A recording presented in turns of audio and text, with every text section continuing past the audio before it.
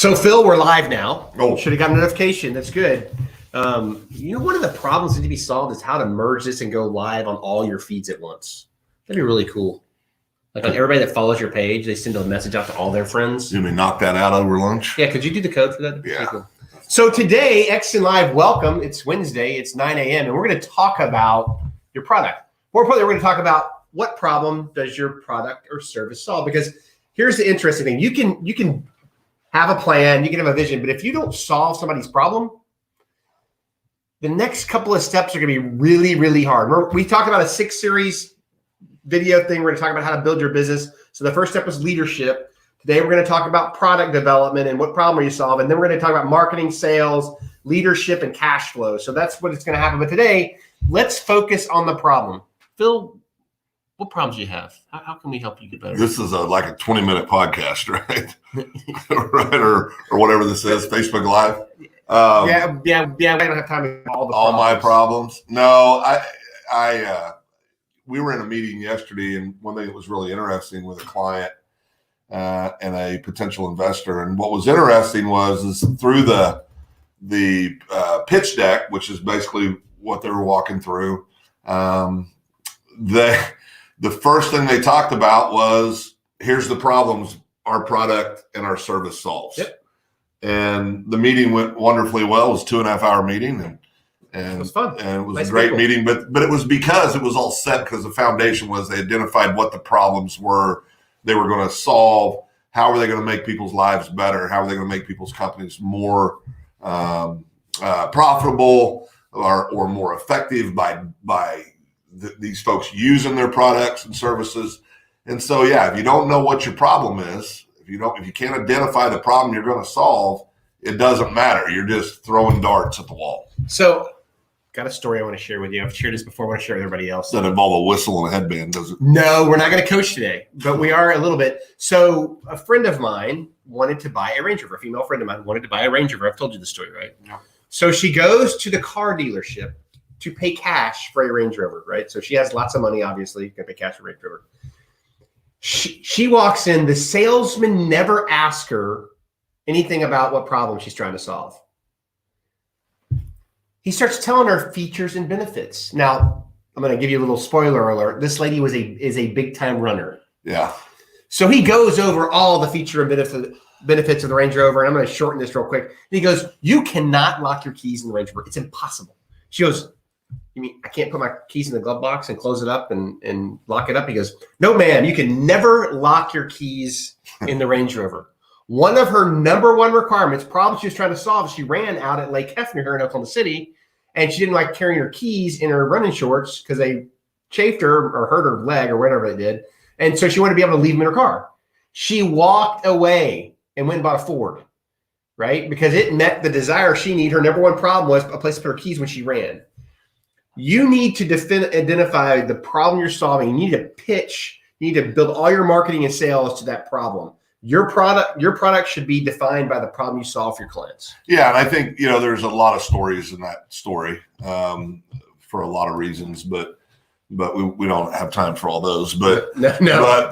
but it is an interesting too. I think a lot of times folks go out, whether you're pitching a group of investors or you're meeting with a potential, don't take time to find out what is actually bothering somebody. Yep.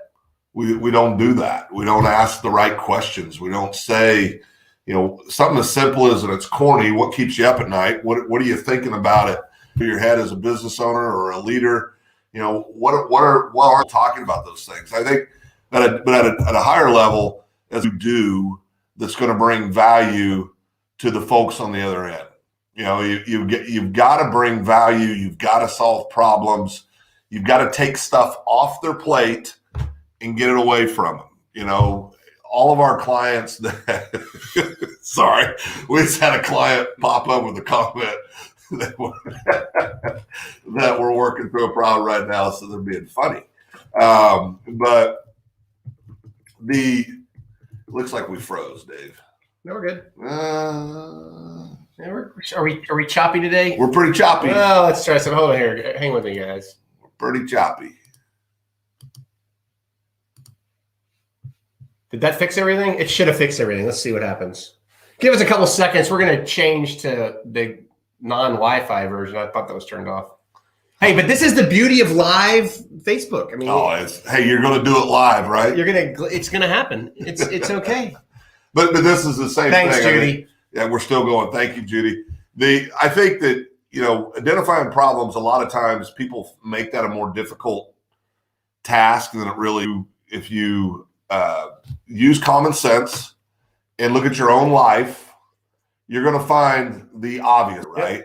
All businesses, the three biggest areas that people stress about, worry about, think about are people, time, and money. And so if you kind of go into it understanding they're going to fall in one of those three broad categories, that'll get you started working through a process. And we've got some really cool tools to help you kind of identify those kind of things too. So if you have, if there's something we can help you with, let us know. Thanks, Darren. Still choppy. All right, Darren, we're working on it. We got bad weather in Oklahoma. Yeah, it's getting crazy. We'll keep going though. And here's the thing I want to add to all this. We're going to talk about, look, if you have a business and you're trying to solve a problem, if you aren't trying to solve a problem, that's a problem. Right. If you don't know what problem you're solving, that's a problem. If you don't know who you're solving that problem for, if your product development doesn't follow that path, and the first question you ask about this product is, what problem are you solving? Darren's killing me.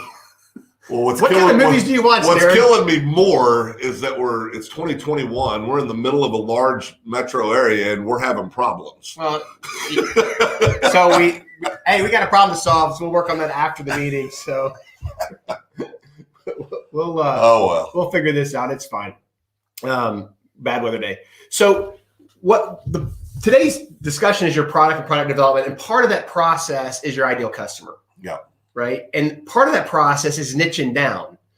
We work with clients that want to solve every problem in the world. And our focus is to keep them focused on one problem at a time until we get that process fixed. And then we move to the next one. Yeah, because what happens is folks will jump around. They'll spend a little time here and then another thing comes up and they'll jump over here. Yep. It's like if you ever tried to do spring cleaning, and you say, we're going to clean our house, and I have a list when I and people, right? Well, you would, but most people don't. But you'll start on this room, and then you go to this room, and then you're over at this room, and then you end up at the end of the day, you got 20 rooms, and everybody's sitting there. None of them are done. You got to start one, finish it, go to the next one, start one, finish it, go to the next one, start one, finish it. You have a bunch of unfinished projects in your garage, don't you? Oh, sweet Jesus. It's terrible. But don't even get me started on that. But I think with product development, it is about what kind of problem are you going to solve for your end user. Well, good. No problems. Judy made me feel better. Her bill. Judy made me feel better. Well, and on Darren's behalf, he does work for the government, so he may not have as good internet as the rest of the people that live outside of the outside of that. So these comments on our end, you guys, I don't believe they can see the comments, can they? Yeah, they should be able to see them as they pop in on the so feed. as these pop up, it catches our attention. We had some funny clients here, funny friends. It's funny great. friends, but I think with product development, and you got to realize this too. Your products are going to evolve, or at least they better be.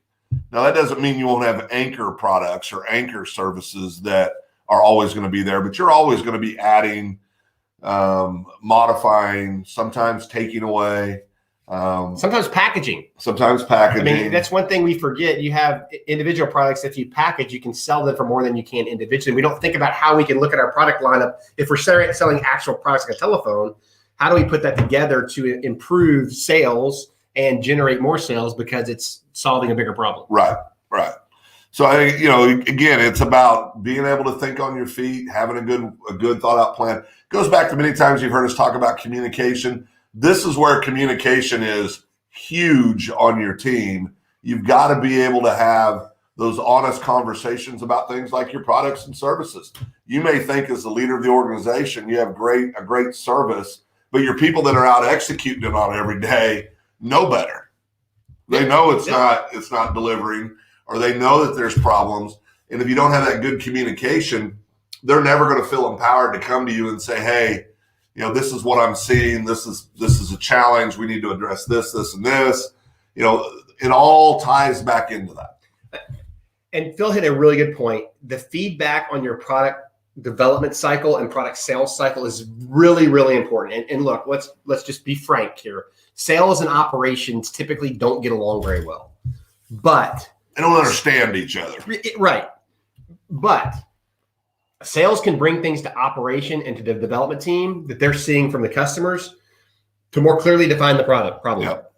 Which in turn increases sales, right? So the product cycle, while it's the second thing we're talking about, it's one of the first things you have to do. It's ongoing, and because your environment changes, your customer changes, the reality changes. Right. I mean, 20 years ago, we didn't have electric cars. Now they're all over the place. Electric cars? Weird, yeah. I ain't driving anything. You got to plug in. Yeah, I don't know. I need to go vroom. I'm looking at an old gasoline car that I can work on. Add a kid. Yeah, there you go. Anyway, solving a problem of not being, reliant on other people. So what I want everybody to think about as you're building your business is you've set your vision, you're defining your problem. Over the next week, before we get into marketing sales, I want you to think about this one thing. Who am I selling to exactly? What does that person look like? How old are they? Where do they live? How many kids they have? What is their biggest pain point? Ideal clients, what we're talking about. Right? And how specifically does your product solve their problem? Now I'm gonna lead into Phil telling the story because this is a great story. Phil has been doing a bunch of research over the last 2 months on this with different clients. And the stuff that he finds out never ceases to amaze me. So why don't you talk about some of the things you found on your client research you've done with the docs and the other people you worked with, because it's really interesting what we saw. I think the first thing that jumps out is that regardless of your industry, owners of companies have the same problems. And that makes sense because everything comes back to people, time, or money. Yeah. And so now the little nuances may be a little different, but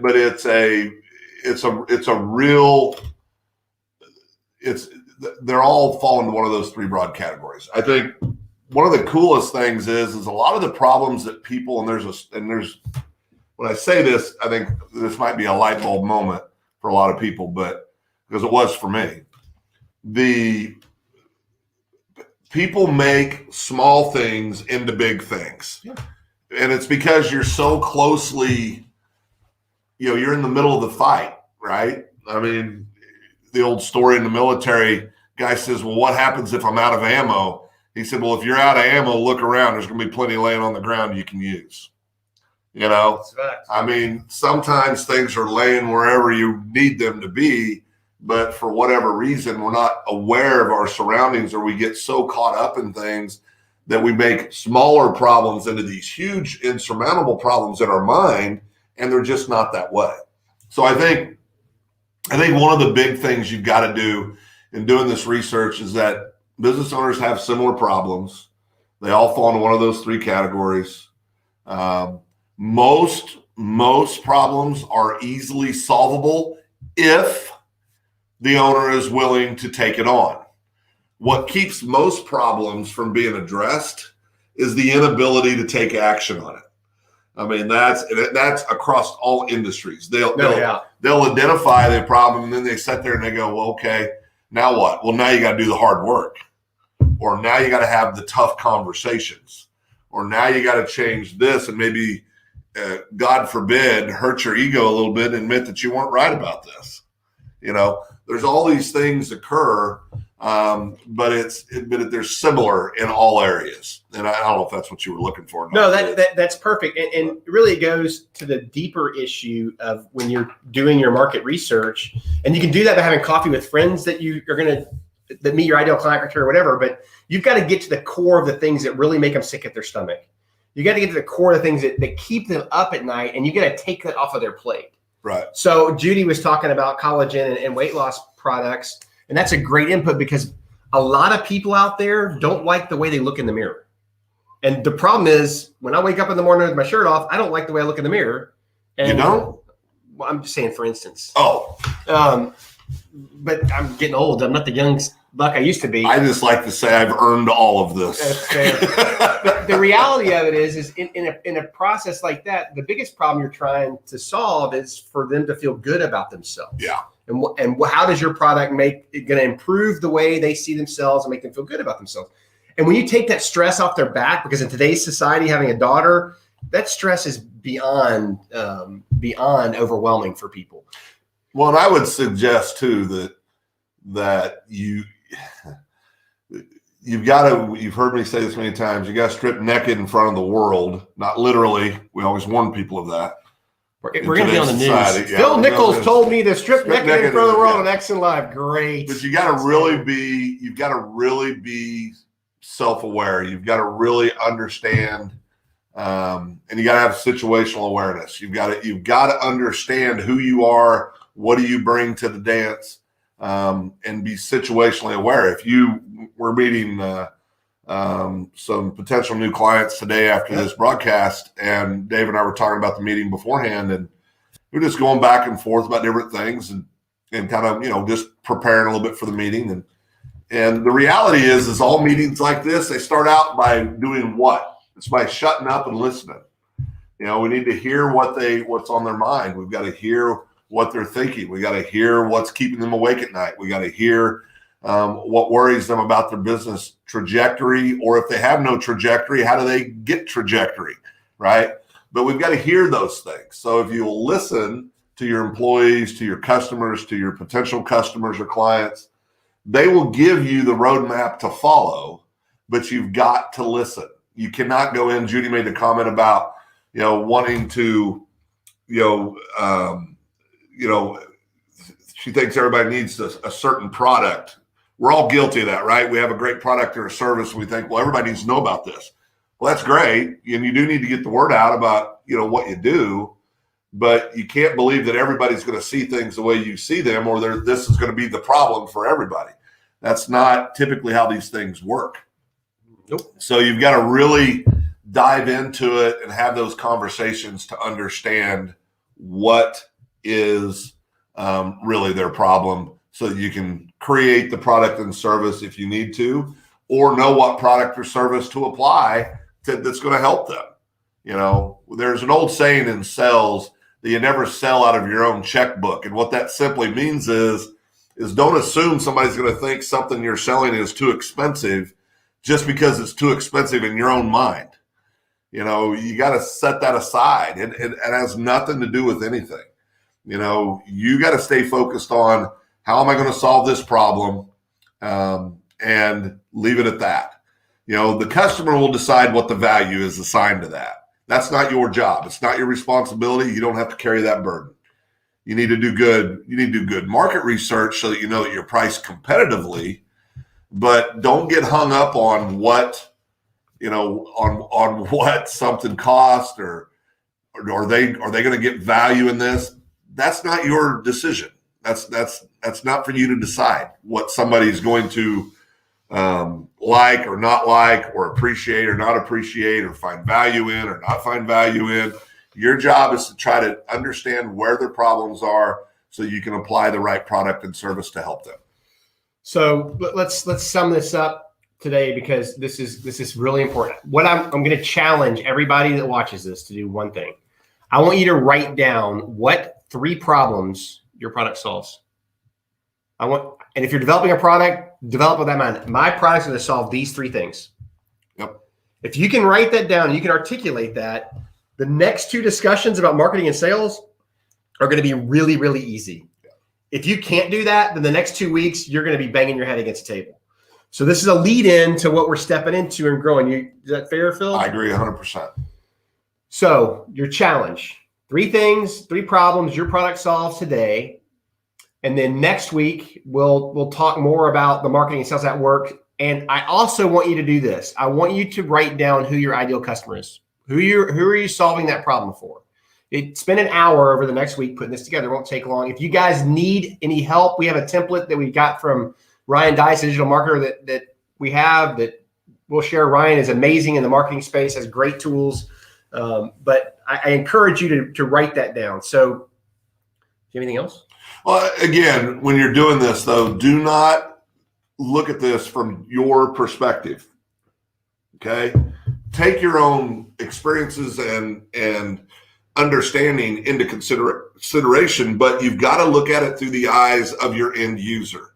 So make sure that you're not, canceling out. When I started doing this, and I'd go back to Dave and go, man, this is hard, but what I was doing is I was looking at everything through my eyes and not everything through the eyes of the end user.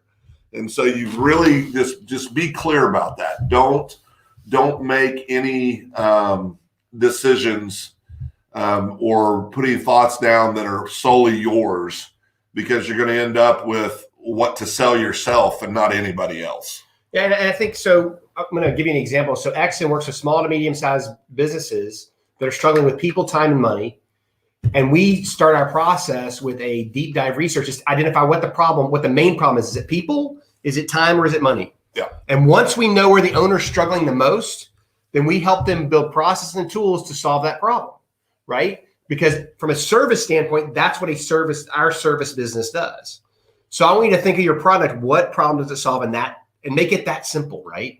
It doesn't have to be hard. No, it doesn't have to be hard. It should be simple, and use common sense. Just if your gut's telling you that you're onto it, then that's usually right. Okay.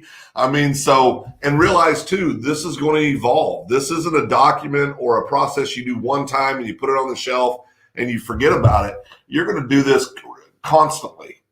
The successful businesses do. And I would offer to you in that process, bring your team in to the room, get 5 or 6 people to sit around the table and have the discussion for an hour. It's going to be well worth their time and your money to help you understand and see things that you're not seeing, because we all have blind spots, especially as leaders, right? We can't see everything that's going on in the organization, what our employees see with our customers every day. So make sure you're getting their input. Yeah, just to piggyback on what Dave said, if you're in a leadership position and you don't go talk to your people that are out interacting with your clients every day, you're going to have a bad experience. Check your ego, realize that you don't have the answer to everything, and go talk to your people, because they're going to give you the best solutions.